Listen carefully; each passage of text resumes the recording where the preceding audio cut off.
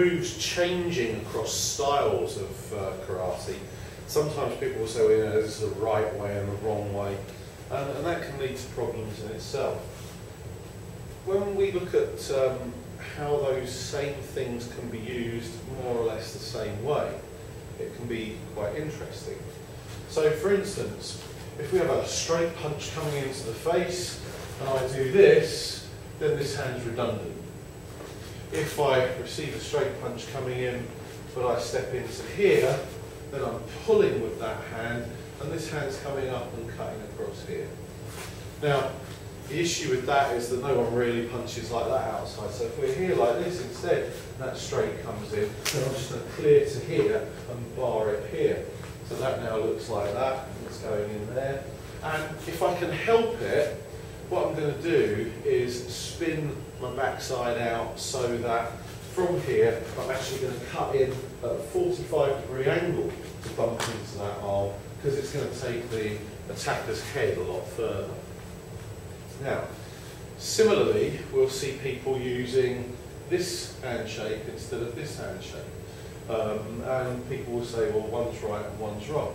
Well, when that straight comes in and I get to there, there's nothing wrong with hitting this way, because especially if I catch the bone, I might actually want soft material.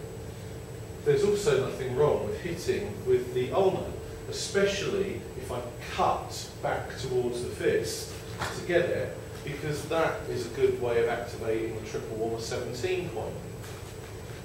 And then in some clubs, it's done coming upwards, and you get it, people say it's an uppercut, and they go like this, and you see them pull on here and go up there. And there's nothing wrong with that either, particularly if you pull this miles in and bring him onto it. Maybe I'll sit in a cat stance as we do that. So all of these variations can get us something that's quite practical. And if we go to the other side and we work on the inside of the technique, then working here gets me that. It also gets me this, and it gets me that. So it has its variants, but in effect, they're all going for the same kind of ends. I'm either working on the outside, on the limb, or I'm working on the inside, on the head. And that gives us plenty of applications, depending on whether you perform it this way, or this way, or this way. It's all going to end up being the same kind of practical technique.